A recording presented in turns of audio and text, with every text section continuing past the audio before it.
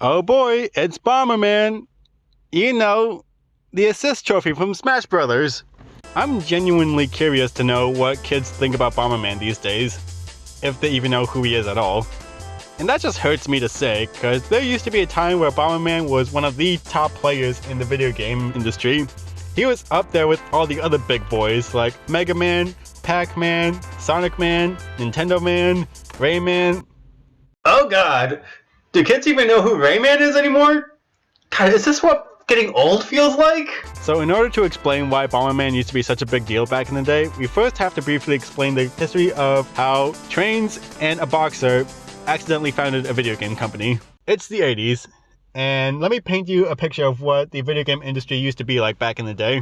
The entire market was separated into three distinct regions: consoles, arcades, and PC. Nintendo ruled the entire console market with an iron fist, ruthlessly stamping out any form of competition against them and rigorously enforcing their rules and standards among all that they ruled under. The arcades was in constant warfare, being fought over by Sega, Capcom, SNK, and Namco. Eventually Sega thought they were ballsy enough to take on Nintendo in the 90s, but y'all know about that story already. What you may not know is that the far more humble PC region has been relatively stable this entire time and has been ruled by one primary power, Hudson Soft. And the reason why they had such a strong foothold was the fact that they were here before anyone else. It was originally founded by two brothers who were a couple of train nerds, hence the name of the company. But instead of selling train parts, they sold TV and radio parts. Once personal computers started to become viable, they started to sell those, and they noticed that video games were their hottest selling items. So they were like, naturally, you know what, let's just make our own video games. And they did. And they sucked. And they continued sucking until they partnered with Nintendo, who hired them as a third-party developer for their fancy new Famicom system. Hudson would get to develop original games for the NES in exchange for Nintendo allowing them to port some of their best titles over to the PC. And to this very day, this has been the only instance where official Nintendo games have been ported to PC. Now the thing about this partnership is that it forced Hudson Soft to make actual good games. And they did! This partnership allowed Hudson to pop off on both fronts, consoles and PCs, and when you're a company on the rise, you need a mascot, because all the cool kids have marketable mascots. So what's Hudson's gonna be? It's not gonna be this bee who doesn't even have a game, which is weird because seeing how it was inspired by Muhammad Ali quote, you'd think they would have made a boxing game for him or something, but So who else we got? Certainly not gonna be the Nut Milker. What about this guy? I think his name is Eric? Eric the bombing guy? I don't know about this one, guys. I think we should workshop this one. There we go. Now that you can make a plushie out of.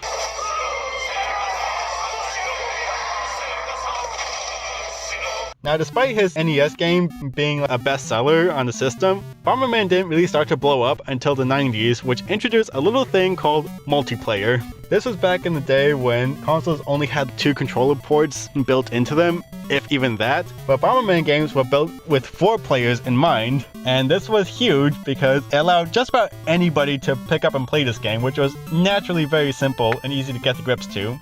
It's just you and 4 mates trapped in a maze and trying to brutally murder each other with acts of terrorism and arson. Fun for the whole family.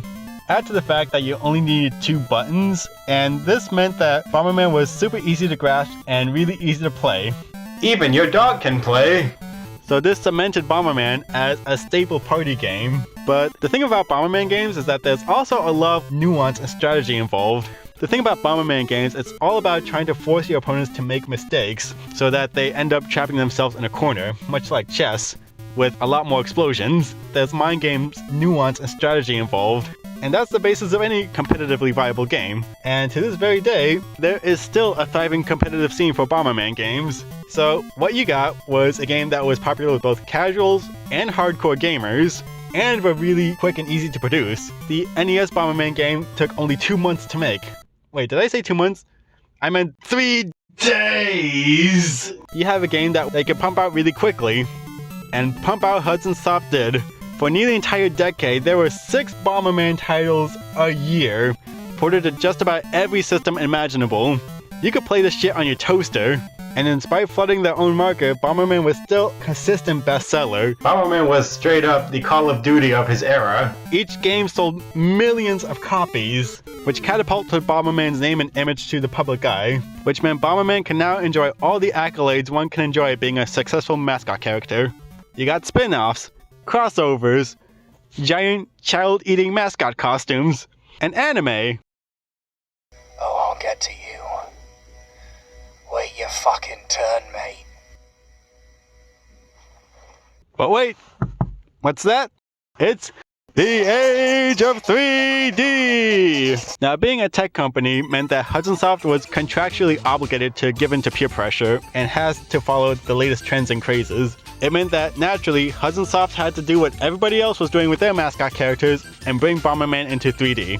There's been a lot of discussions over the years about how the likes of Mario and Sonic have transitioned to 3D and how they're successful, or whatever the fuck you call this. But Bomberman's never really been part of that conversation, and I think that's just a testament to just how much his relevancy has tanked over the years. But you know what? I think it's about time we gave our little white robot his due. Let's analyze every 3D Bomberman game that's ever come out and study just how they try to take this very classic formula and translate it into 3D. Could be fun. So everything you just watched was the introduction sequence to a much longer video. But guess what? Trying to make a big ass YouTube video while trying to juggle a new full-time job, a family, and too many artistic projects I should probably stop taking on. It's a lot.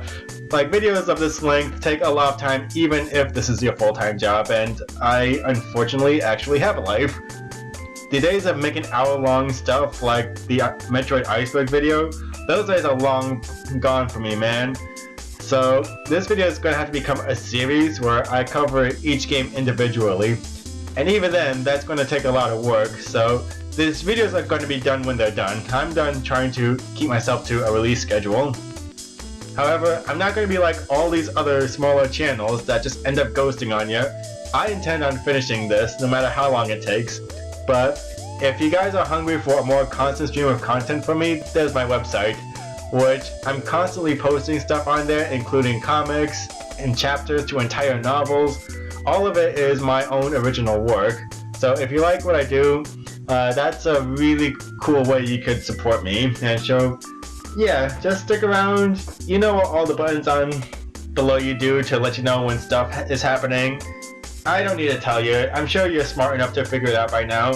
So I'm not going to tell you how to live your life. Go out there and enjoy yourself. I'll see you next time, and stay sane out there.